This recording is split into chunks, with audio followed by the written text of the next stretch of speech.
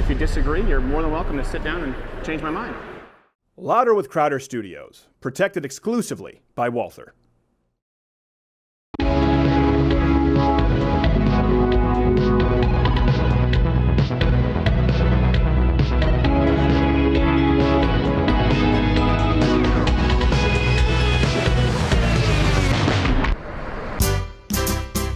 It's June, which marks Louder with Crowder's third annual Cultural Appropriation Month, where we take you across the globe to appreciate and appropriate all the great cultures it has to offer. This week, the final week of this June, we take you to the culture of Honduras. Welcome to the Cultural Appropriation Month. It's week number 4. To appropriate is to appreciate. We have some Honduras facts here. I don't know if you guys can you hear me there? Can you hear me, Gerald?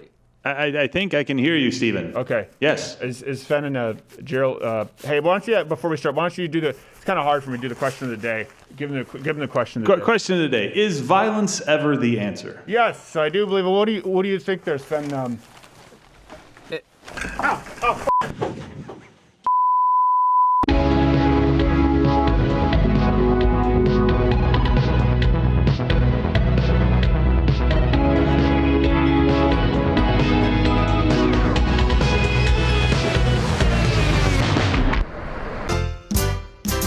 It's June, which marks Louder with Crowder's third annual Cultural Appropriation Month, where we take you across the globe to appreciate and appropriate all the great cultures it has to offer.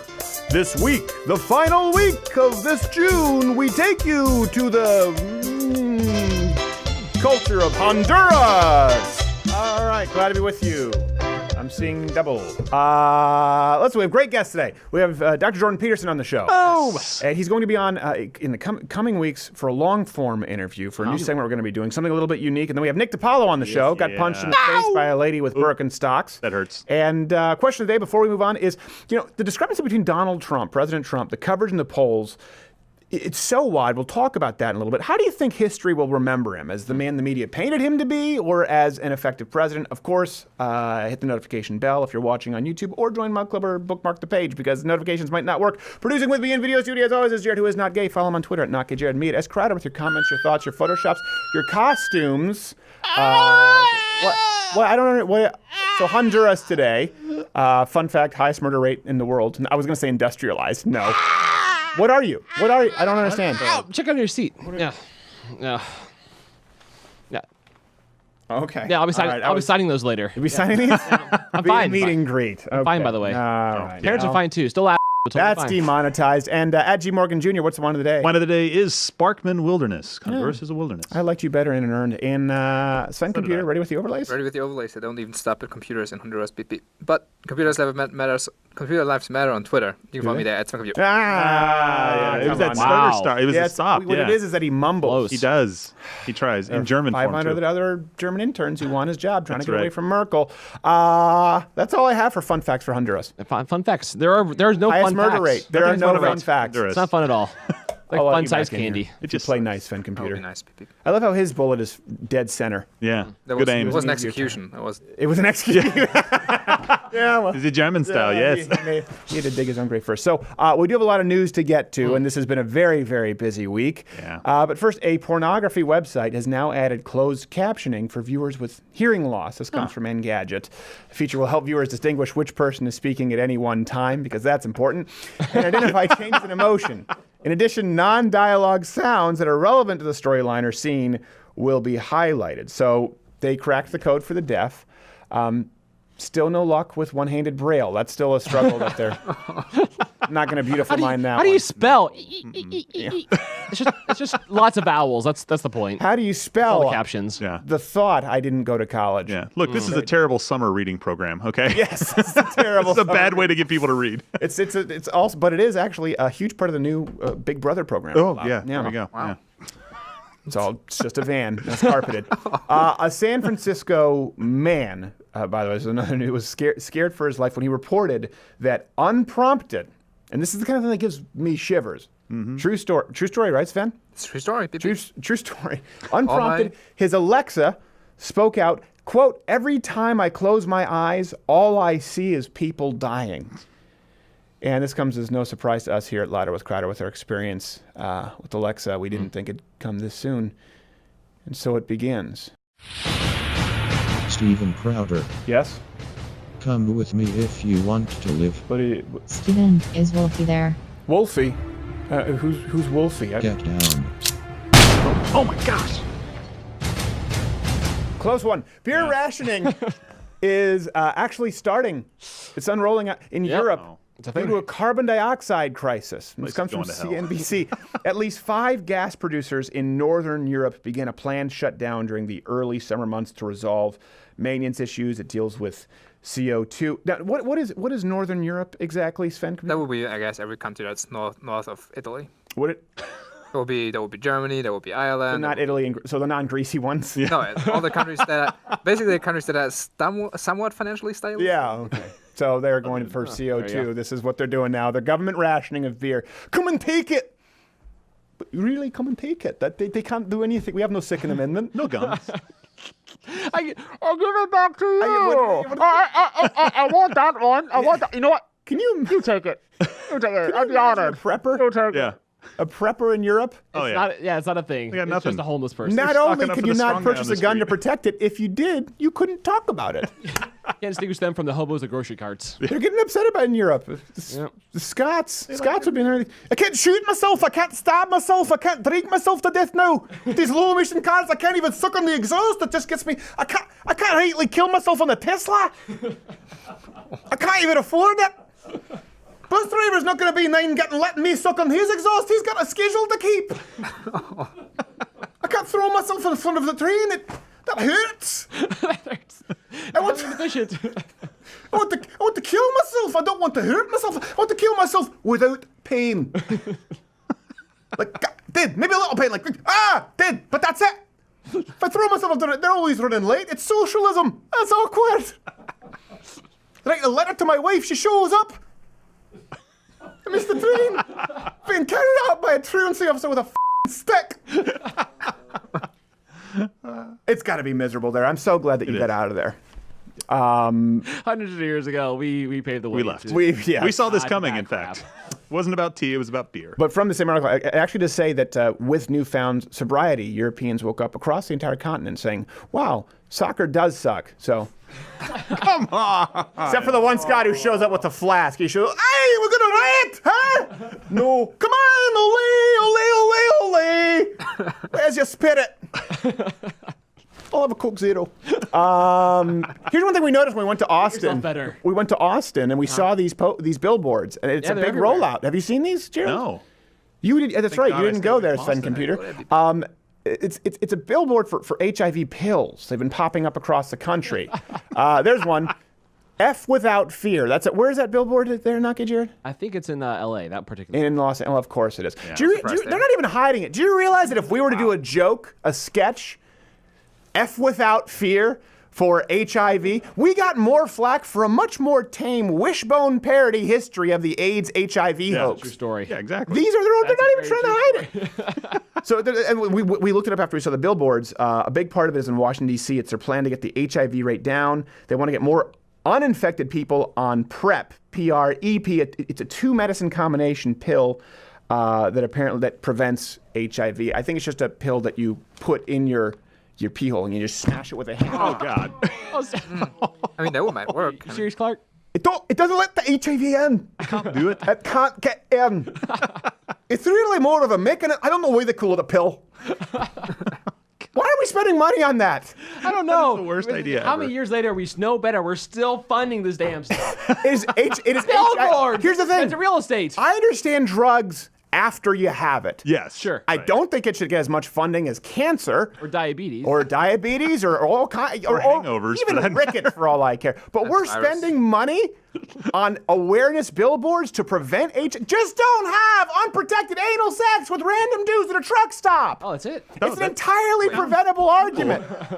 That's new really to me. simple. Do you realize that what bothers me most about this, people get so mad because it's politically incorrect. How often do you hear when people talk about sharks, like, well, you're more likely to be struck by lightning than suffer a shark. The spider's more afraid of you than, well, why don't we use that argument here? You're more likely to be struck by lightning, attacked by a shark on land, than get HIV/AIDS if you're not having unprotected sodomy in truck stops with strangers or using intravenous drugs without cleaning needles. Your chances. Like it's simple. What else are you going to do at the truck stop, though? That's what they're saying. Wait, hold on a second. You go to the truck stop and you just get gas? Beef jerky? Gas and flapjacks? But where do you get your heroin? I don't. So you bring your heroin with you to the truck stop and your pool boy and have sex with him afterward? No. What are you, a monk? They assume the rest of the world is just like them. That's not a universal prevent problem. HIV. We don't need a billboard. We don't need a pill. Sorry. Okay. And we're the jerks for bringing it up, by the way. It says F without fear. I don't like. They can say that, but we can't say it's preventable. Yesterday's medical terminology is today's hate speech, and today's hate speech is tomorrow's colloquialism when they admit it. As dull as a British knife. I can't. Look, it only hurts. It doesn't wound. It's a problem. You ever tried to bludgeon yourself? Speaking of places that are silly, one of Canada's biggest music festivals now is on pause because of a protected bird. It's known as the killdeer. Lovely name. And a bird with a nest of 4 eggs that cannot be removed without federal permission. Oh, It Canada. comes from CNN. It says, I have to say this is one of the most challenging problems we've ever been presented with recently, the executive director of Blues Fest told reporters. But the festival organizers, it seems silly, but they're actually really hopeful of their chances because when you can fix a situation, everyone is happy. That's ideal. Yeah. And to help them with that, they enlisted the help of, I think we have him here, to talk about the Canadian fiasco. Dennis Rodman. Dennis Rodman, thank you for being there, sir. I'm just so happy. I can't tell you how happy I am. Okay, that's great, but how are you solving the problem?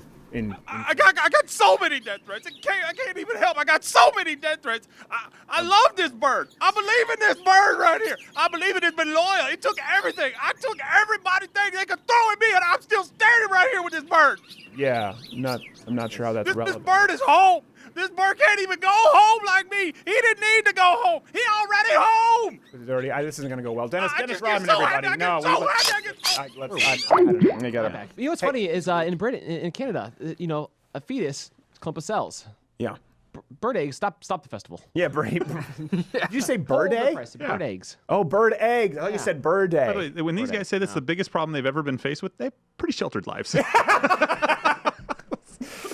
That's true. That's the definition of privilege. What's the realm of Canadian history? Well, let me think. We didn't fight off the royalty. We did. Had our potato. We had our potato. We said okay to the royalty. We kissed the ring. We still have we still have the Queen and her money. One time we weren't really a country yet. Burned down the White House. You guys were pretty mad about that. And then we had a real problem with some bird eggs. Yeah, that was a big one. By the way, thanks for providing all our national defense, America. Hey, one thing actually, before I move on, I was talking about this. No, maybe someone out there can help me. No doctors have been able to describe this to me. I have one extra muscle on my left side here. Yeah. That I don't have on my right side. You're a bit of a freak. That's a hole. No one likes to brag. There's an extra. It's totally non-functional. And I went into specialists. Orthopedic. They were like, I don't know. Have you done anything useful with it? Do you have an idea how disconcerting that is when you go to a doctor? You're like, is there something wrong here? Is this a growth? Like, I'm not sure. Did they do a screening, BP? Actual racism job. story. I was told till I was age 12 by old white people at church that black people were faster because they had extra muscle in their leg. Oh, yeah, I heard that one. Yeah. I had a teacher tell me You mean that. that's not true? I had a teacher in high school tell me that. They said till 12. It was at least 21 before I stopped believing it. Do you realize that a teacher, my father's teacher in Detroit, taught him, and this was taught in schools, that black people had larger posteriors to retain water in arid regions? This was Darwinism. Yeah. What were we going to say? They have those small muscles in the legs so they can walk easier to Europe, BP. That's really. I don't even know what that means. gosh. All right, so listen, we'll be talking more about polarization, kind of who bears the brunt for most of it with Dr. Peterson next. I think a big part of this we've talked about. I do think it's exclusive to the left. I just say this. I'm not going to do the cop out. No, I don't think everyone is copping out when they do it. I think some people are, but I know it would be disingenuous of me to say, it's balanced. If there's not a give and take, I think it exists exclusively on the left, and we deal with it all the time.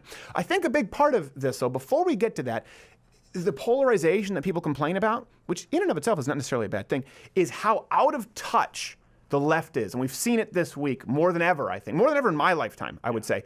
Would you say that probably? Absolutely. Would you say in your lifetime? Absolutely. Pretty insane right now. Jared, would you say so? 100%. Yeah, I would say kind of like we talked with under Obama, race relations were the worst they'd ever been in our lifetime with Black Lives Matter. Now it's all the relations. Well, I think there's an out-of-touchness from the left and the rest of America that has never occurred. I want to hear from you. If you actually understand what I'm talking about, if you sense it out there, it's palpable. What am I talking about? How out of touch are they with the rest of America?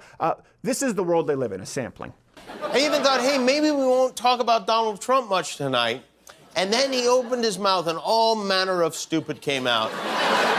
And I'm not joking when I say I would feel more comfortable if Cersei Lannister was running this country at this point. What would you say to him? No, I would say to him, I'd say, you're probably the worst president that any country's ever had. I know this news is very painful for a lot of people. No one asks Feels why. like for the next 30 years, America is going to change in a horrible direction. In some ways, it feels like all hope is dead and nothing can bring it back. Where were you in 2017 when we had the worst president in the history of the United States? Trump administration officials have been sending babies and other young children three tender age shelters in South Texas. Lawyers and medical providers just... I think I'm going to have to hand this off. Yeah. Don't cry. This is Nazism. Okay. They just assume people are on board. I remember Oprah was talking to, we couldn't find the video clip, but Oprah was talking about, I know things are bad out there right now. Here's how things really are. Unemployment, the lowest in almost 20 years. Job participation rate is extraordinarily high. People have more money in their paychecks than our lifetime. That's bad, actually. That's Yes. In their world. This creates polarization. When you have people going, right, he's the worst president ever. Right? Yeah. And even when they're not being aggressive, you have a lot of Americans, they're coming home from payday, and they're watching, opening their check with their letter opener, watching Jimmy Kimmel going, No, this is line up. I got my money. That's what hopelessness feels like, Stephen. That's See more money. Yes, to make it count. exactly. And what's crazy to me is they claim we're living under fascism. Like the Supreme Court was a big thing. Yeah. Here's what's so we talked about this yesterday, but I didn't think I put fine enough a point on it. Quite literally, all of the major decisions that people are pissed about ruled in favor of freedom and choice. Freedom to choose to join a union. Freedom to choose to not be mandated to promote abortion. By the way, this doesn't destroy unions, and it doesn't destroy pro-abortion clinics. It's like, hey, I don't want to have to pay a union. Yeah, that's fine. I do want to join a union. That's cool, too. I mean, they're mad at the yes parent. I don't want to have to promote abortion services. Yeah, you can do that. I want to create an abortion clinic. That's cool, too. This is fascism? There's no hope left? I don't understand this. You know what I hope dies in this country? What he's talking about is dead. And pardon my language, your shitty ideology. That's what's dead in this country. All right. Gerald Morgan, sorry, not sorry. Dropping the S-bomb. What were you saying there, Sven? Well, the thing is that the rulings were in favor of staying true to the Constitution, beep beep. And so they just want activists on those courts. And actually, there's a Slate piece that just came out today because I joked about it yesterday. And sure enough, they had a piece about it. Where now they're proposing, next time the Democrat is in power, beep beep, we could just expand the Supreme Court. Just put a few new judges in there to. Think about this is crazy. Like that would be a crazy abuse of the legislative process. Right? It would be a crazy abuse of. Most insane. I don't know how many. Of course, you're changing the judicial branch of government, but I would imagine you'd have to use all three branches in one big giant cluster screw to make it happen. I don't even know if there's a Schoolhouse Rock for this. There is not. There's no file for that. But we were joking about that yesterday, and they're saying let's create. Remember when gridlock was a bad thing? By the way, if only we could get to the gridlock in Washington. No, Barack Obama had the House, had the Senate. He had that when he started. He had everything he wanted. He couldn't get it done. Why? Because of his crazy policies. Yeah. Also, gridlock is beautiful. Yes, but now they want to create gridlock in the court. Yeah. Let's add another judge. Why? We need the gridlock was terrible, but now the ends justify the means. Well, hold on. What's the ends? To make sure that you have to join a union and promote abortion. This can't be Nazi Germany. They're coming for the gays. What's next? non-taxpayer subsidized HIV prevention pills. What do I have to stop having anal sex in truck stops with strangers? I'm not an animal. God forbid. Yeah. Not on my watch. Not on my watch, Pol Pot. And what happened? Trump's approval ratings are at 47%, on par with Barack Obama's at this point in his presidency. Pretty good. Despite, unlike Obama, no support for the media at all. No, in case you were wondering. He's carrying his own water on this one. Which I think to me, that's one great, wonderful thing about the Trump presidency is that it has just diminished the power of the media. They realize they just can't, they don't have the influence. Remember that one clip we played a long time ago? Larry King talked about the media's role. I think it was Larry King. I don't think they can influence elections. Yeah, they don't elect presidents anymore. No, it's like, also I pooped. What? that was never their job. Never their job. Well, maybe that's why they're getting so pissed off, is because they're realizing it. They have less influence now than they have ever had. All hope is lost. I mean, in this new poll. I was about to try it, but I realized I can't do Trevor Noah's accent because it's not like a really South African accent. He's just a dick. Yeah, we're saying In this new poll that we just had with the approval rating at 47%, there's just an array of things that just pretty much affirms that the left-wing part of the Democratic Party, which is the entire party, is so far away from the general population. Like they agree on so much with Trump. There you go. All right. No, I agree. If you look at it, actually, the source that you're talking about, it took a while to get to your beep beep. Your processor wasn't up working properly. Well, here's another good example. They scream about mass hysteria with the immigration, right? Separation of families. And then what they do is they cite polls where, yes, most Americans are against separating families. We are. Yeah. Everyone in this room is. But shockingly, a plurality of Americans believe in enforcing the borders, right? That's a little bit different. The media just spent an entire news cycle hysterically bashing President Trump on immigration. And what happened? This shocked me. This shocks you. His approval among Hispanics is up 10 points in a month. They love it. They love him. I don't think that's ever happened, even with a Democrat. Viva el Presidente! Why? Because so many of them were going up to people going, how do I deport the illegals? Exactly. Just like Biden. How do I get rid of the illegal? I hate Trump, but how do I get rid of these people? I hate Trump, but the illegals make me look bad. Yeah. I mean, this is among Hispanic voters, so of course. Exactly. Yeah. You're polling actual voters, legal Hispanics. The highest Republican voting bloc in the country, Cuban Americans. Yeah. It's like 80. It's not even close. Yeah, it's huge. It just took a while for legal Mexican immigrants, I think, to come full circle. And Donald Trump helped them get there. And here's one thing. I think that this is what's important. Expect the left to get very violent, to get disruptive. Yeah. When they say that a vacant Supreme Court seat now leaves us with the option of either joining the Nazis or selecting our death camp, yeah, they're currently comparing what's going on with Nazi death camps. You can no longer be mandated to pay union dues without choice. It's like Auschwitz. Yeah, it's roughly equivalent. You have the right to work freely without the Teamsters shaking you down and giving you swirlies. You remember that yesterday? It's not my country anymore. I don't recognize the USA. You remember that yesterday, Beep Beep? That was your joke in the segment that it's literally Auschwitz, and then the guy came out and said, "It's literally different." And your joke was, they're just going to try to start adding for people who aren't Mug Club members. Please join because YouTube's cracking down on us. Sven made the joke they're just going to add justices, and I made the joke it's literally Auschwitz, and the guy literally says it's Auschwitz. We can't even joke around anymore. It comes true. We can't think of something crazy enough to not be right. Our jokes don't age well. That's true. How out of touch do you think people are, though, with Trump? Do you think they're going to remember him as the monster they've painted him to be for all these years and probably years afterwards? Or do you think he'll be remembered as the approval ratings suggest today? It's a good question. His legacy is up for debate because, I mean, there's plenty of time to screw up. Yes, there is. Plenty of time. There's so many good things, like verifiably good things happening. What would it take? Like, what would he have to do for people to finally say, okay, maybe he's not the worst person on the planet? I agree. And I readily admit, I've said this, that I was wrong. I really do think, and I was a Ted Cruz guy in the not whether he would win or not, but I actually think it doesn't mean that I agree with him personally. It doesn't mean that I agree with the tariffs.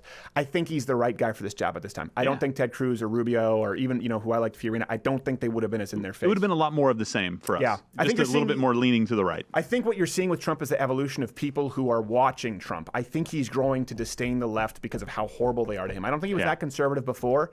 But I think he's doubling down now, just like the left is doubling down. Probably made him more of a family man because they're coming after his family nonstop. Exactly. That probably makes it much easier to be like, screw those guys. He's exposing them for what they really are. It's not coming out and they're kind of showing their real face, which probably would have concealed that to someone if they're not already exposing themselves, as many in the Democratic Party do.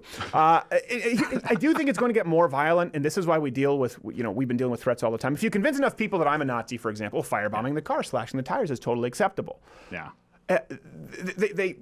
When you look at the Crowder Confront segment, it's not something we wanted to do. We've been doing Change My Mind for a long time. We've had to shut down tables because of violence. We've had to shut down shows because of threats of violence. And hire a lot of security. Hire a lot of security. to put it simply, the left is losing because they can't help themselves from lying. Yeah. That's what it is. They cannot help themselves from lying. This is like Nazi Germany. Trump is separating families. The economy is worse than ever. We're less respected than we've ever been as a nation. None of these things are true. And that's the same reason they can't figure out why they're losing, is because no one's that good a liar. You forget all your previous lies and you get lost and you wonder where you are. Well, here they are. Exactly. Here is where the left are. They're at a place where they believe that the economy is collapsing. They believe that we're being marched into death camps. Thus, they can justify violent actions against any political voice of opposition, and they can't fathom why half the country, who have things better than possibly ever before, certainly in our lifetime, don't agree with them. They can't help themselves from lying. They can't remember their past lies, and so here they are. This is why we're divided. We have to get going. We're going to have Jordan Peterson and Nick DiPaolo talk more about this with them. Jordan Peterson. Stop it.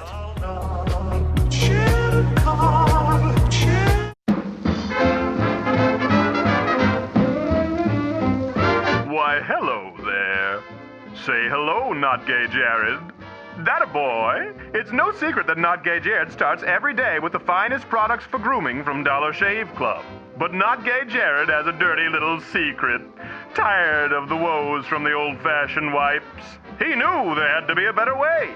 That's precisely where one-wipe Charlies come in from Dollar Shave Club. Flushable wipes in convenient packaging gives you just the edge you need to be on the potty. Plus, the soothing botanicals leave you feeling vibrant and refreshed. Perfect for those producers who haven't a colon.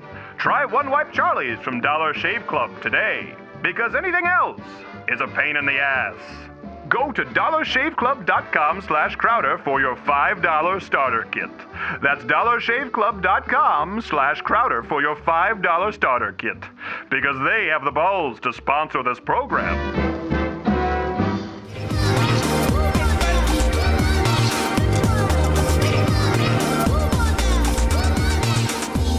This is a native Honduran dance. Really? Yeah. It's called the and now my head's on a turtle. That's the native Honduran dance. Huge fan of our next guest. He's selling theaters out across the country. I shouldn't say stadiums. That's like Freddie Mercury. He's not quite there yet. Not enough billboards as Freddie Mercury, but big fan of him. I'd like to think we've helped with some of his success. We covered it early on with Canada and the bill going on there. So you can follow him, of course, if you don't know who he is yet, at Jordan B. Peterson. 12 Rules for Life is his book. Was number one. I think it's still up there. It could be number one on any given day on Amazon, any place you can get books. Dr. Jordan Peterson, thank you for being here, sir. My pleasure. Thanks for the invitation. It's lovely to meet someone so sartorially splendid. Yes. Well, listen, to appropriate is to appreciate. And the reason we did Honduras this week is because we've done it for 3 years now, and we're running out of ideas. So, this is as good as we could come up with on short notice. Dr. Peterson, I know you're touring right now across the country to sold-out crowds. And, of course, you've gotten some protesters, some mobs. And we released a video this week to, a lot of views, a lot of interactions. Crowder confronts. And this has been confronting people who make online death threats or calls to action or plots of violence. And what was remarkable to me, I wanted to get your take on this as a clinical psychologist. No one with the mob when they're chanting. No one condemned actions of violence. You see this with Maxine Waters now. It is coming almost entirely from the left today, but it seems as though it's accelerated so rapidly in the last month. Have you seen this, and explain to people who don't know the actual phenomena of the mob mentality that occurs? Well, in a mob, there's distribution of responsibility, right? Because everyone is faceless. And so, well, a lot of what keeps people sane is being held immediately responsible for their actions. And so that's why one-on-one interactions tend to remain peaceful. But of course, you can be anonymous in a mob. And then because you can be anonymous, if you're resentful or angry or anything like that, or vengeful, then you have the opportunity to let your worst, what would you say, the worst parts of you manifest themselves without fear of being called for your actions. Before I interrupt you, was that a tugboat? What was that? I said, before I interrupt, I hate to interrupt, was that a tugboat? What was that sound that we just heard? It's no, it's probably a water pump. I would say. Okay, it comes through the speaker. I'm in a motorhome. Eh? Okay, all right. So I continue. You were talking about the accountability, but through my headphones, it sounded like a tugboat. Continue, Doctor. I apologize. Well, a mob allows people to hide, fundamentally. Yeah. This is also why you can't really apologize to a mob. You know, if you're mobbed online, for example, and you apologize, there's not much point in it, because you can apologize to a person and you can offer to do better and you can say your mea culpas and all that. But the mob shifts and changes on you, and you can't hold a mob responsible as well, which is another reason why they're so dangerous. That's a really interesting point. You know, I never made the connection with, you know, President Donald Trump or conservative. I said, listen, they're gonna, or like yourself, they're gonna label you a Nazi anyway. So you don't need to appeasing crocodiles is futile, is the old term. But sometimes you disconnect that really when you think of the media or you think of these people online, that it really is just a mob. It's a more diffuse mob. It's a mob across the country, but it's still a mob mentality, no less. And that's why I've always said apologizing for the sake of appeasement is really stupid. If you think you've done something wrong, apologize. But these apology tours right now, they never work. Is Roseanne any less fired today? I don't think so. Well, the other thing too is that the part of the mob that you apologize to isn't necessarily the same mob that goes after you apologize. Right. You know, you have some sense on social media that when people come after you, it's a group and it's got defined borders. And so maybe you're interacting with that and trying to appease it or to apologize for it. But it isn't something with defined borders, and the apology will just inflame another mob. You can't distinguish it from the original mob. It's the same subjectively, but it's not helpful. It's not helpful. Let me ask you this then, separating from what we've been doing with the Crowder Confront series. Let's say someone online finds themselves being mobbed because of a tweet or something that they posted at some point, and they think they're actually wrong, but they know that people are going after them because they want to see them destroyed regardless. Should they apologize because they feel they were wrong, or should they just move on down the trail? What's the best way for them to handle that? Well, I don't know if they should apologize on Twitter, that's for sure, because Twitter doesn't look like it's a good place for reasoned conversations. True. I mean, that might be something. One of the things I've started to do with Twitter, because it's an impulsive medium, is that if I have something to say that needs to be said in detail, then maybe I'll write a blog about it. And then it can be reasoned and longer form. And I think that's really important. The short form of Twitter seems to make people stupid and impulsive. I mean, Twitter has its utility, but it's a dangerous medium. Yeah. And then, well, and if you're going to apologize, you need to do that very carefully. And I wouldn't do it, as you pointed out, I wouldn't do it for appeasement. The purpose of an apology is to set the situation right usually between two individuals. And to apologize properly, you have to figure out what you did wrong. You have to figure out why you did it. Then you have to set those things right so that you won't repeat the error in the future. I mean, if you want an apology from someone, say, if you've had an argument with them or if they've slighted you, if you want to maintain the relationship, you want to find out that they figured out why they did what they did. Right. They're doing what they can to set it right, but that they also won't repeat it in the future. And that constitutes an apology. But, you know, people get afraid when they get mobbed and then they backpedal because, well, sometimes they also think if all those people objected, maybe they were wrong.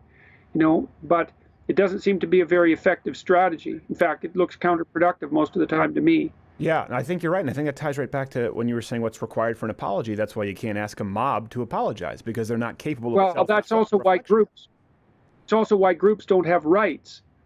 Right. You know, you can hold an individual responsible. Nothing that can't be held responsible has rights. This is why animals don't have rights, even though you should treat them properly. That's not the same thing. You have a responsibility to care for animals properly as much as you can and not to produce undue suffering. But that doesn't mean that animals have rights. Right. And animals don't have rights and groups don't have rights because you can't hold them responsible. Jesus, it's such an elementary truth. You'd think that we would have figured that out after a couple of 100 years of discussions about rights. But it's a crucial issue because responsibility is, well, and it's also the case that it's responsibility, not rights, that are the bedrock of our society, which is something I've been talking to these crowds about constantly. And everybody's very, well, I don't know if they're crowds. I've been talking to the individuals that make up the crowds that are coming to see me about responsibility.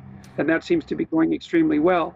And this violence thing you've been talking about, like I would really, really caution everyone in a situation like this to do everything they can to turn the other cheek, because we're in a situation, a polarized situation is very dangerous because one person slaps the other and then this person punches this person, and then this person hits this person with a stick, and like it starts to escalate. Yeah. And that escalation is really, really dangerous. And you want to do everything you can to forestall that, because it can get out of hand. It's a positive feedback loop, and it can get out of hand very, very rapidly. Yeah, it is a positive feedback loop. Here's my question. I see a lot of people out there saying, "Oh, we're polarized," as though polarization in and of itself is immoral. Well, it's not. If let's say people are polarized from the Nazis, to use the left as an example, not saying anyone here is a Nazi. If you find there's a giant chasm between you and communists, I don't think that being divided on an issue is inherently immoral. But the proactive polarization through lies and through calls to violence, so in other words, calling your opposition Nazis, trying to paint them as subhuman sort of caricatures. Some people out there saying, "Oh, the left and the right are responsible." I know I don't consider you right or left. I consider you just a thinker and some more of a philosopher in a lot of ways. I know I'm more conservative. It's no secret with my audience. I contend that it's coming exclusively from the left on a large scale today. Yeah. Well, be that as it may, it's still going to be incumbent on everyone who wants to maintain peace to keep a level head. And that's the crucial issue. I mean, because what's the alternative?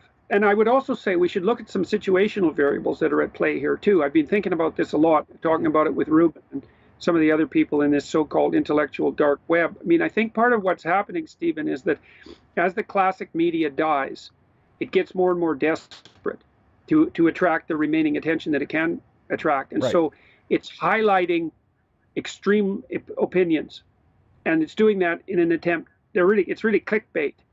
And so that's driving this apparent polarization far faster than I think it actually exists, because my sense is that the vast majority of people out there are pretty much the same as they were 5 years ago and are vastly reasonable. But there's an exaggeration of the ideological idiocy. Now, I share your proclivity to think that a substantial amount of this is coming from the radical left. And I think that's partly because that's being subsidized in the universities. Yeah. That's a huge source of it. But I think it's being exaggerated by the death throes of the classic media as these new technologies come up to supplant them.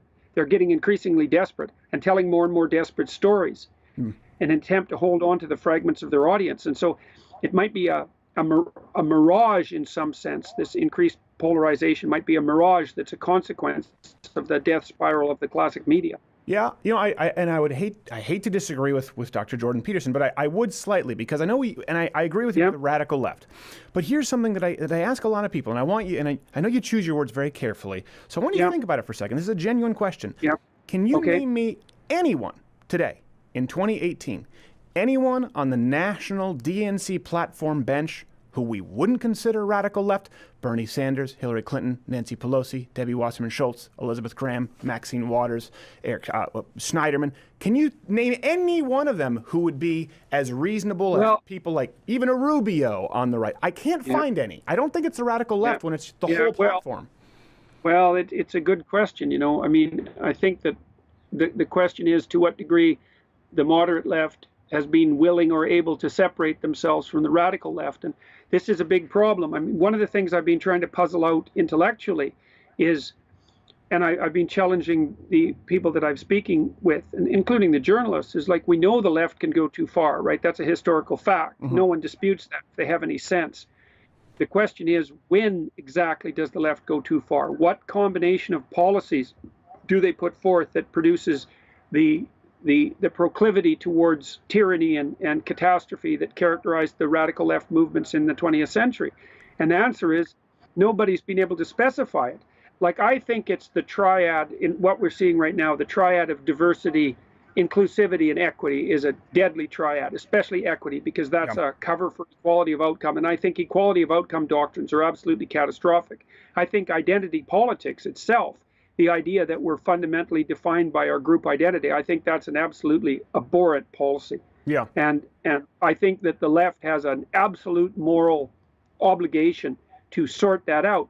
But I would also say that it's a technical problem for the rest of us, centrists and conservatives, as well as left-wingers, is like, what exactly is it in the leftist policies that produce the catastrophic outcome? Because one thing you can say about the left, I think about the necessity for the existence of the left, is that hierarchies tend to dispossess people. I mean, that's a standard postmodernist claim, but it's also true. And the dispossessed, the working class, let's say, need a voice. But the problem is that too much concern in that direction starts to tilt and produce very pathological outcomes. And we're certainly seeing that right now. Yeah. And we need to be able to sort it out intellectually. When do they go too far? What do you like? The right goes too far when it makes claims of racial or ethnic superiority. That's kind of the consensus, right? But it's not so easy to put your finger on exactly when the left makes its fatal error. Maybe it's a combination of policies that does it. I don't even know that I would consider that necessarily right-wing, because the last people to do it were just racist socialists. I mean, even if you look at the Tiki Torches guys today, if you look at their speeches, when they try to associate this with the right, I go, hold on, listen to their speeches. They're talking about an expanded government welfare state, if we got rid of the blacks, browns, and Jews. It's very, very left, exactly and they have to be racist. But let me ask you this. I know, well, let me posit this, because you said, what is it, as far as the left, and you talked about the hierarchy, and we've talked about the mob mentality. Could the through line be weakness, equality of outcomes? That's a way for compensating for weakness. The mob mentality, it's to compensate for fear of your own weakness. When you look at this demanded hierarchy, demanded power of the state, that's one thing that we've come in consistently, these people who make the threats, who call actions of violence, who paint their opposition as Nazis. It seems to be very weak-minded people. Well, it seems to me that it might be more associated with resentment. Because it's resentment masquerading as compassion. But the problem is it's still hard to delimit as a policy. Right. Now you said something that I thought was interesting about the right and the left. The way that I've been conceptualizing the political landscape at the moment, generally we think of right and left and the distribution between them. But I think really the right way of thinking about what's happening right now is it's collectivist versus individualist. And then on the collectivist end, you have the left-wing collectivists and the right-wing collectivists. Right. And the left-wing collectivists are playing the victim narrative, and the right-wing collectivists are playing the ethnic identity card. And so the real dispute is between the collectivists and the individualists. And in my writings and in my tours and lectures and so forth, I've been making a very strong individualist case, because I think the idea that our societies, our functional societies, and let's say our functional Western societies, one of the ideas that we really got right was the sovereignty of the individual, and the idea that when you look at the world, you should look at a world of individuals, whether that's historical or present or future. That should be your conceptual framework, primarily focused on the individual. Yeah. And the collectivists, and I think the leftists have the loudest collectivist voice at the moment. The collectivists insist that no, there isn't any individual, there's just a collective. And it's interesting too, because of the left-wing assaults on free speech. I've been thinking of them through. It isn't free speech that the radical leftists are mounting an assault on. It's the idea that there is such a thing as free speech, because the radical leftist collectivist claim is that you can't speak as an individual because there is no individuals. You can only serve as a mouthpiece for the power claims of your group. Yeah. And that's an unbelievably pernicious ideology. So I think it's the fundamental proclivity of the collectivists to view the world through a lens that focuses everything on group identity. I think that's the real killer. Well, you're a buzzkill today, because you're not talking about policy. You're talking about deeply rooted, infectious ideology. And you're right. Damn it, Jordan, you're right. And so when I show up in Ranger panties and an Uncle Sam costume and get my head almost knocked off, I feel like I have to do this, because they need to be afraid of somebody. Well, I've got a question about that too. So you've been confronting people who are making claims of violence, and so let me ask you this: first of all, more actual plots. Okay, yeah. So what's that been like for you? And do you feel that you're are you inflaming things? Are you satirizing them? What role do you think you're playing in this? So a couple of things, I think, and that's a good question. As we say in the video, sorry, every time I move, I'm trying not to move with this ruffling here. We have hours and hours and many, many, many dozens of millions of plays on Change My Mind videos, right? Where we sit down and we say anyone can sit down and have a conversation, and it's unedited. So with the loved ones, yes, this is what they say, discussions. And this happened in Austin, where actually there were a few. So we've taped a handful of these, by the way. We just sit on the footage and let them lie about it, and then release the video, because it's more fun that way. So we sat down, and we actually had a transgender city council candidate sit down for 40 minutes. It was very civil. She came back at another Change My Mind and said, "Hey, thank you so much for being so polite." Very nice. So we had these. That's our goal. But when you post our location and you actively plot to harm me or my crew, that changes things. And the point here is no longer to convince these people who want acts of violence to stifle the conversation, but for people who may not be aware. We have to understand this. This is one thing that a lot of people understand. Probably about 85%. Maybe 90% of Americans, even those who are registered Republican or Democrats, they don't necessarily know what we know. They don't live in this world. They don't live in the YouTube and the blogosphere world. They're not aware of how bad it is out there. And so this kind of content, I can tell you, you can read the comment section, thousands of people going, I was just vaccinated against ever becoming a Democrat, or I cannot believe it has gotten this bad. I really need to take an active role and join a local chapter. So you think these people only exist on Twitter? Yeah. You think they're just Twitter trolls? You don't think these are real life people? And the truth is, we have eyes and ears everywhere, and it's very deeply rooted. And I mean, we've had several people arrested, reported to police for other acts of violence, not including myself. So that's the purpose for it. Have a conversation. When they try to stop it through violence, expose them to the rest of the world. Yeah, okay. And do you think that seems on the face of it very reasonable? Do you think, what's your sense? Do you think that the fact that you're bringing this to light is doing more good than the fact that you're engaged in this is doing harm? I do. Yeah, I do. And again, the reason why is because so many people are not aware. You get outside of you, myself, Rubin, Shapiro, Rogans of the world, and a lot of people are not aware how bad the left has become. And when they see 20, 30 people, and none of them will say, hold on a second, posting an address and saying, blow up this guy's van with people in it, when no one will say that's bad, the millions of people watching go, wow. Oh, wow. This is something I need to be aware of. I need to be careful here and know what the left is up to. So that's the... Well, it does seem to fall under the auspices of self-defense in that situation. I mean, I'm just curious about it because, and it's not a criticism. It's genuine curiosity. You have a large platform, and I'm trying to figure out ways that this can be discussed and brought to light, say, that don't simultaneously produce the probability that the violence is going to increase. It's not an easy thing to do. I mean, and your point is, well, it makes more sense to show what's going on, and that's the better strategy. And I guess that's a free speech strategy in some sense, and it's one of the... Our first strategy is change my mind. Our first strategy is open discussion, and it's like in combat sports. We match intensity. At a certain point, you've got to get your dukes up. And there are a lot of other people out there who've been sucker punched. A lot of other people who've had tires slashed or have been actively, they handed you a knife for the Ben Shapiro event. Ice pick. At a certain point, I don't believe it does anyone any favors to sweep it under the rug in the hopes that these people will be peaceful, especially when you have Maxine Waters out there encouraging it. They're getting more violent. And it really worries me. And I do think sunlight for that is the best disinfectant, provided you are also having discussions and rational debates, which we do. And number one, of course, it's wildly entertaining because this is a comedy. And what do you think? What do you think the consequences of these change my mind events that you've been having? Yeah, those have been. We've how many millions of comments and people who've actively changed their minds. I mean, I can tell you 6 figures of people who've become pro-life from watching that. Okay. Which for us. Okay, is so great.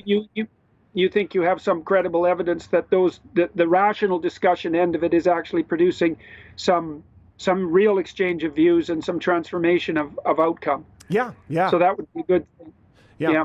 I think it's a good thing. I think the number one thing is, the show has to be obviously entertaining. It's a late night show, but the point is we have eyes and ears and our roots really deeply rooted in the leftist activism. I mean, the FBI has been calling our guys for information on Antifa since Utah because of how far we've gotten into their cryptic messaging. And I can tell people this, it's gotten a lot worse. The rumblings are a lot worse, including for yourself. I've been fortunate. Well, none of my shows have been protested except one in Portland, and there was about 50 people. Surprise!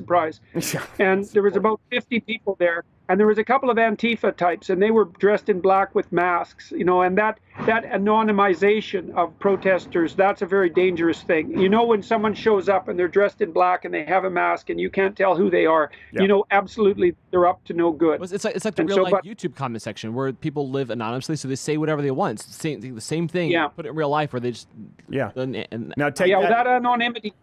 I would say anonymity in those situations is the hallmark of a dangerous coward. And so for those of you who are out there hiding behind anonymity, that's how you're manifesting yourself in reality. Yeah. Dangerous coward. And that's a big part of this too, is unmasking the anonymity, if only for the most violent and the most egregious offenders. All right, the book, of course, is 12 Rules for Life. Highly recommended if you want to be productive. Also, if you want to learn about lobsters. Always love that tidbit when I read this book.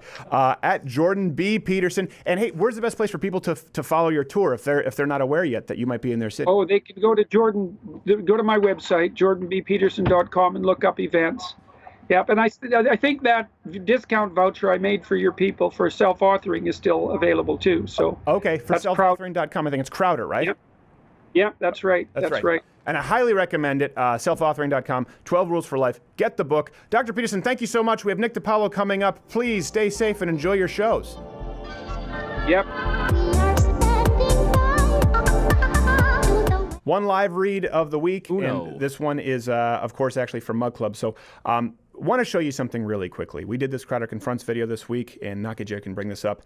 You can see YouTube has said that their algorithms will be based on interactions, comments, and likes. That's how they want to feature videos. That's what determines views. But there's a disproportionate number of comments and likes if you look at our videos, the catalog. I mean, it's exponentially higher than comparable videos on the left with far lower view count, and we're going to try and get to the bottom of it, but all of them are demonetized, of course.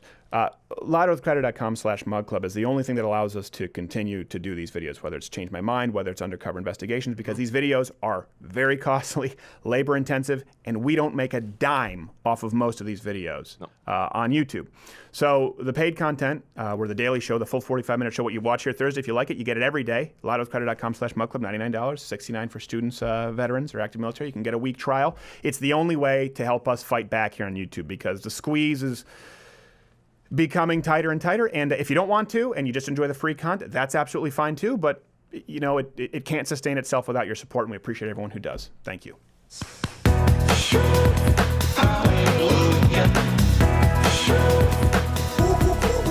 That's the second native dance of Honduras. Really? It's unlicensed. Tommy gun. It's the unlicensed official dance of Honduras.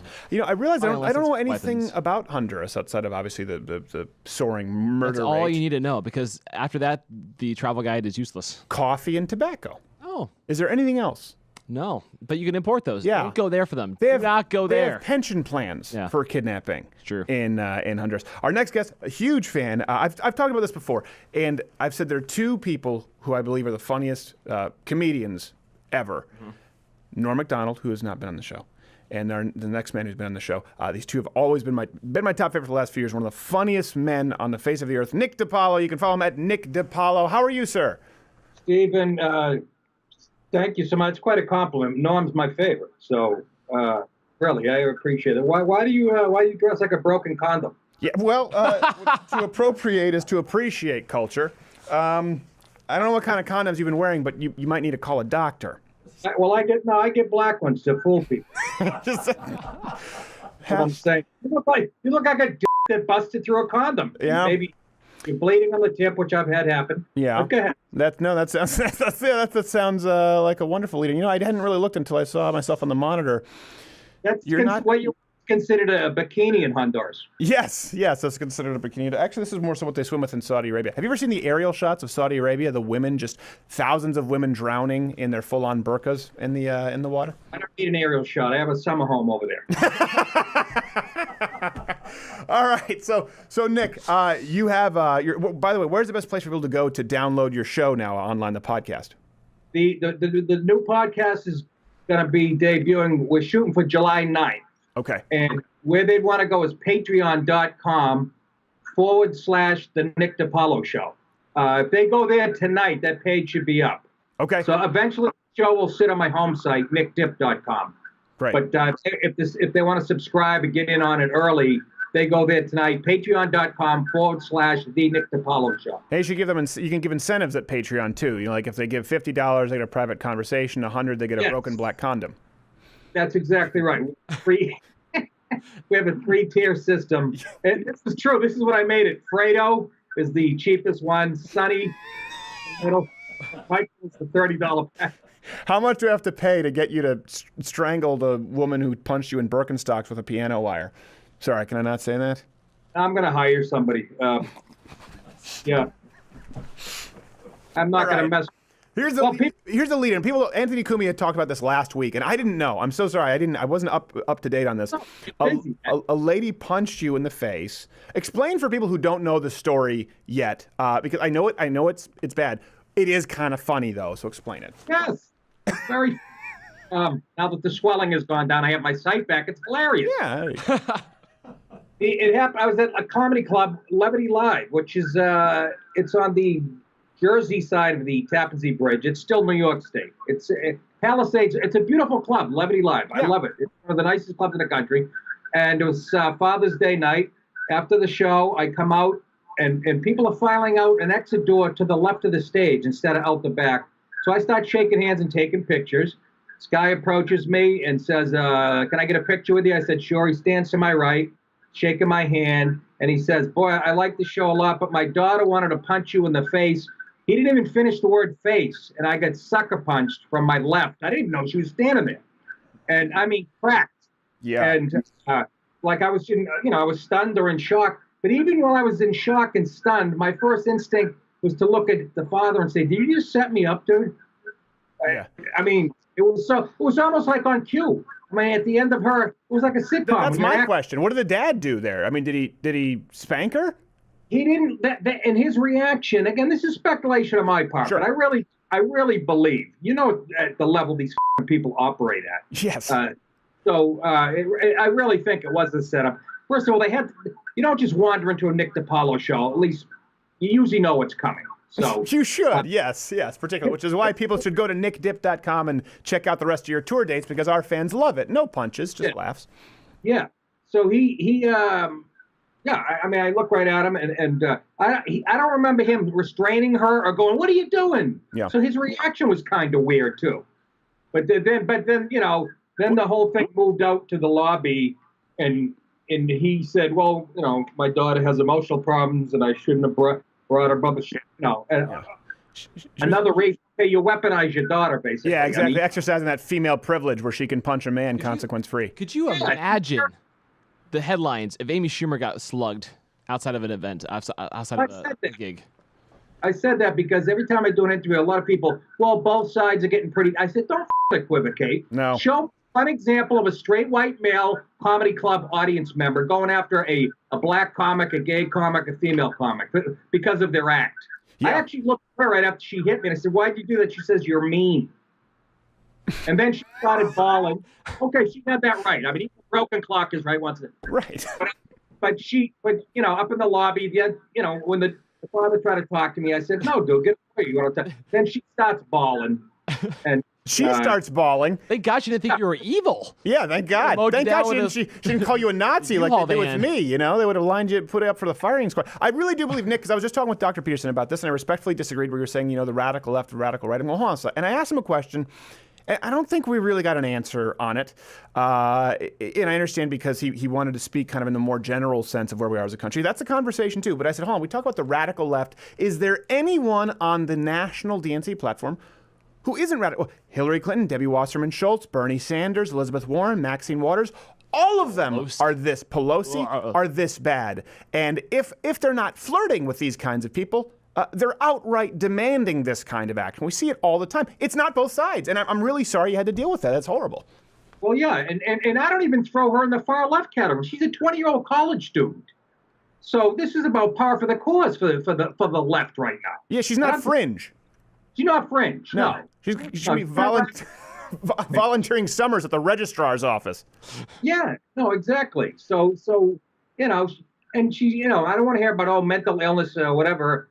She can take care of herself at college, so she can't be that, So yeah, my eye was, it was growing. I was like, what the f*** is that? I could feel it growing. And now I know what a boxer goes through. I could hardly see after like a minute. Yeah. And then they tried to, I told the staff, hold them and get the cops. I had to tell people what to do.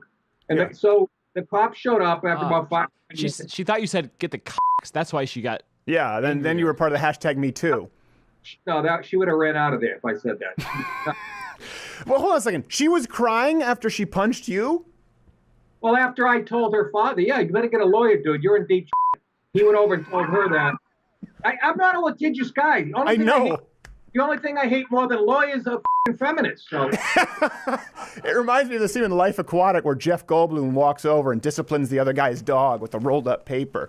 I mean, you know, I really do hope that this gets resolved and justice is served. But I will say this. I remember having this conversation with Joe and with yourself. I remember at one point you saying like, I don't think this is ever going to come to the clubs, because you and I both agreed like, we won't do colleges anymore. I said, I think you'll be surprised. I think that business owners have to be careful, if only for situations like now what you've just described. Well, here it is. Now they've come for the clubs. Yeah. You know, and I security wasn't around because I wasn't planning on shaking hands. You know how clubs have now? They actually have a backdrop you stand in front of, and that's up in the lobby. Right. I just happened to come out of the green room. I went in after the show ended. I went in the green room for a few minutes, came back out, and they just happened to be filing out. Yeah. Where I was. So I started shaking hands, sort of an impromptu meet and greet. And Not get Jared has a question, I think. It's a thought that nowhere else but the internet in 2018 does this really happen, because people aren't formulating these negative thoughts about comedians in the comedy clubs. It used to be a day where you had to go and see them in the comedy club and to then witness their act for a bit. Yeah, and then if you didn't like them there, then you're the butthole. Yes. But now you can go home, watch the clips on Twitter, and formulate your opinions that you're a Nazi. It usually takes people a long weekend to realize they don't like Nick. Yeah. Exactly.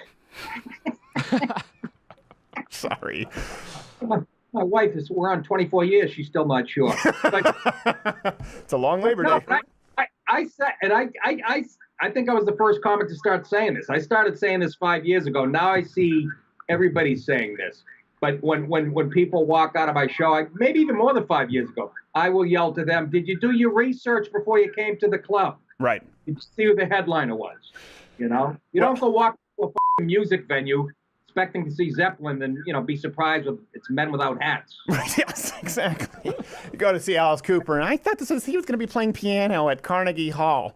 Yeah, they think comedy is a homogenous thing. We all have the same sense of humor, and that's why I think. I'm not super famous, so yeah, there are people who wander into my show who might not know me, but not too many anymore. I've been doing this a long time. Right. The way this went down, putting two and two together, I don't doubt that they sat at their house and said, "I hate this guy. He's a racist. Let's go to a show." And again, speculation. I can't even get a call. I can't get a call back from the assistant district attorney. Yeah, I can imagine. What if I hit her, Steve? I'd be in jail for 11 days now. Well, don't do it. As much as I'd like to, and if you do, televise it, and we'll be sure to get exclusive rights here on the channel. Here's what I will say: we do have to get going. When we get off air here in a little bit, let me talk with you.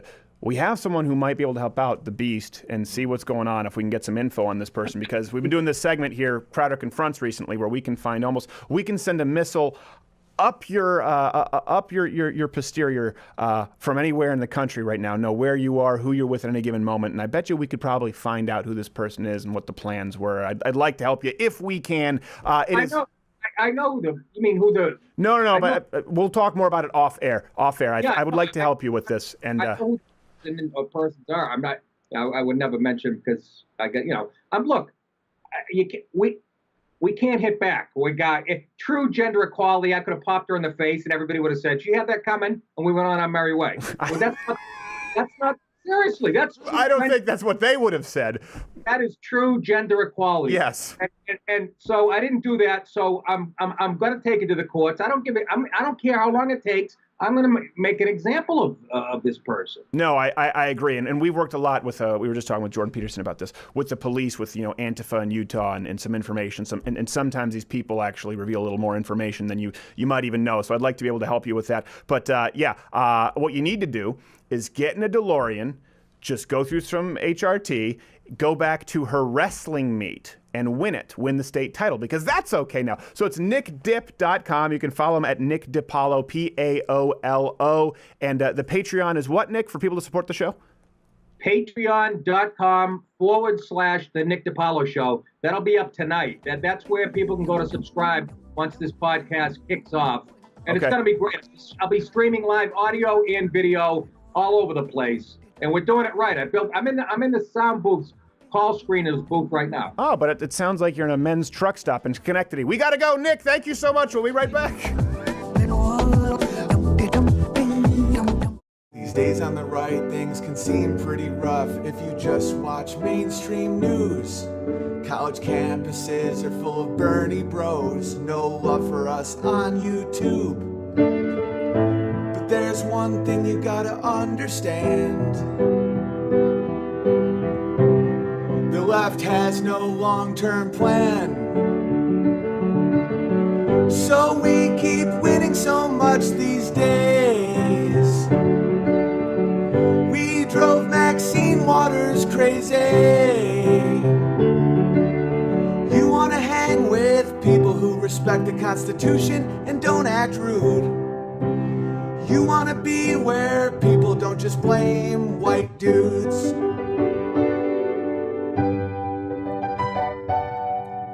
We got judges now who aren't super pumped about killing babies. Chuck Schumer is pissed, and I'm pretty sure Nancy Pelosi has rabies. Our economy is doing great, and we don't have to bake your cake. We keep winning so much these days. It drove Maxine Waters crazy. You wanna hang with people who respect the Constitution and don't act rude. You wanna be where people don't just blame white dudes.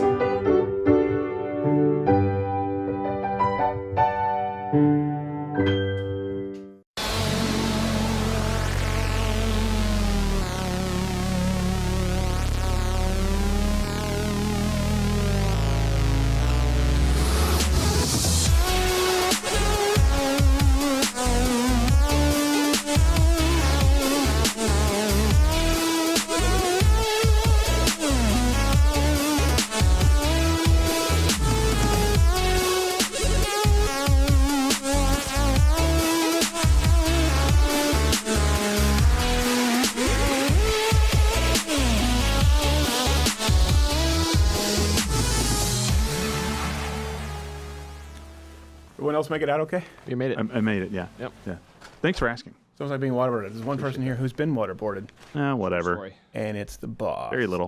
Thanks so much to Dr. Jordan Peterson, Nick DiPaolo. Next week, we don't have any shows next, but we do have a giant 4th of July themed Change My Mind on Monday. Monday. Nice. Huge. Is that July 3rd, Monday? July 2nd. America is superior to all other countries. Change my mind. And that's it. Gerald, because you had a point. I did have a point. I asked you a question earlier. Why is it that there's nothing that would seem to change their mind on Donald Trump? Why is that always the case with power? Anytime somebody comes along and actually does something good and it threatens your power base, you just completely ignore all the good. Yeah. And just go after protecting your power. That's exactly what the Democrats are doing right now. He could come along and cure cancer, and we've said this before, literally, and they would find a problem with it. They would say that it's bad for the medical field. There's something. Let me ask you this. What's good about Bernie Sanders? There's nothing good about Bernie Sanders. You're doing the exact thing. No, I'm not doing the exact same thing. If Bernie Sanders could bring something good to the table, like if he had an economic plan that was good, then I would say that's good. He doesn't. He has socialism. You got nothing. You know? Nothing at all. You know, Jesus raised the guy from the dead. They tried to kill him for it. It's the same thing. Nothing. Trump's not God. Don't get me wrong. No, I think you're right. And that's why I said, I mean, we've had, you've admitted that you were wrong on a lot of it, and I was definitely wrong on a lot of it. And I think the arrogance of some of the pseudo-intellectual conservative right sometimes. It's like, listen, you've also got to be, there are things that he does that I disagree with, but you've also got to acknowledge some of the things that he does that have been good. And I'm surprised. It would lend it more credibility for us to listen if they would just acknowledge a few good things. Like they can't. Same thing happened with Obama. Like I'm like, okay, actually, this is a good thing. Yeah. And then you have it's much easier to conversate. Well, to conversate, as Dennis Rodman would say. Conversate. I've never seen you and Rodman in the same room. That's all I'm saying there, Joe. No. So last week, some people were a little upset. A, that I did the drowning dance as Moses. Didn't take advantage. And B, some people didn't think it was, this last segment is usually somewhat inspirational. So let me shorten this for you really quickly. You want some self-help tips? Here's the stuff the gurus aren't telling you. A lot of people say, well, hold on, sometimes your advice contradicts your previous advice. Like you talk about working hard, but then you talk about being disciplined with rest. Not all life tips, okay? And we get a lot of these requests coming in by email. A lot of people, person who sent his Navy Cross, people who have unbelievably touching, moving stories. Yeah. These are the people I try to respond to, not people who are just looking for get-rich-quick schemes, which, by the way, we're not rich. We have a semi-successful online show, late-night show, okay? No one here has their own Learjet.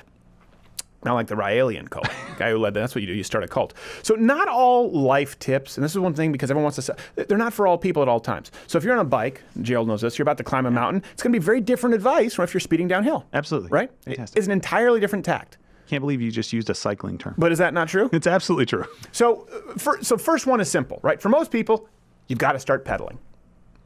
Most people are just sitting on a bike. That's it. First tip for life, move. That's it. Just start pedaling. That's going to be one of the harder parts, is move. If things aren't improving, just start moving. There you go. I'll give you a little bit of an Al Sharpton there. I didn't even intend to. You don't need to worry about wasted motion yet, or wasted energy because you're just a lethargic blob, okay? You're not using any energy, so don't worry about conserving it. The first step is move. Getting a bike started is a lot harder than keeping it in motion. Most people never create a goal and chart a path. And this one's because there's a little bit of an email that kind of ticked me off. This is someone who thought they had it figured out, but I just need this little, no, let me tell you, you don't have any of it figured out, okay? Some people don't. I didn't at one point. But this is a little bit of tough love. This tin can might hit you in the teeth. Then a lot of people never actually start down the path if they do chart a path. So do something. That's the first step. Now, once you're moving, once you've actually been putting in the reps, you need to challenge yourself. Every now and then, you need to do something as hard as you possibly can. So you start moving. Here's tip 2. As hard as you can, find your breaking point. Sprint up that hill. Yeah. As fast, as hard as you can. Feel your legs burn. Feel yourself burn. Feel yourself really close as though you're just about to die only to see that crest.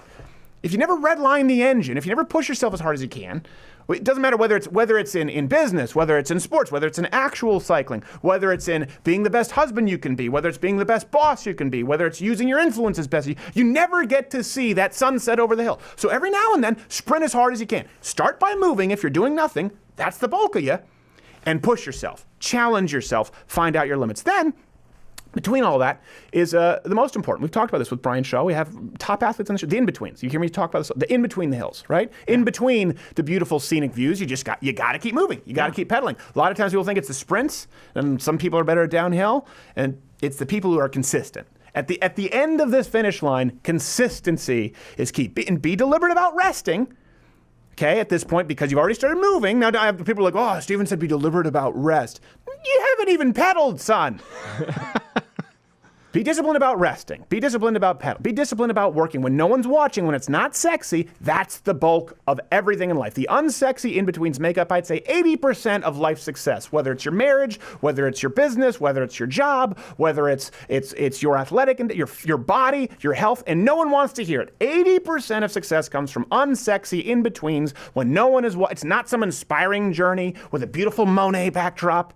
So you need to learn to love, or at the very least, love why you're doing the in-betweens. And if you do all this is one thing too. When we when we did the SMU show, it was so big, and I spoke with Naki Jarrell. I was like, I'm not really comfortable with a certain level of success. Why? Because no one prepares you for it. So if you're lucky enough, and there's something no one prepares you for, success. You know why? Because people who are successful don't make up the market share of BS self-help books. There's not a huge there's not a huge selling on. That's why I had to stop going to a church one time we attended, because every single time the pastor spoke, it was talking about the broken, the damage, and how the Lord will heal you. And the Lord will heal you, okay? He absolutely will. I believe this as a Christian. But I'd never heard a message about people who'd had their crap together and how they could help heal others. So most people want to feel sorry for themselves. It's safe. Most people like the crutch of, oh, well, someday I'll get there. Here's the secret. Most people don't want to get there. They think they do, but they don't. They fear true success. They're repelled by it. I've seen it time and time again. So this is the part that no one prepares you for. Step 1, move. All right. Step 2, redline it every now and then to know how far you can take yourself. Step 3, the in-betweens.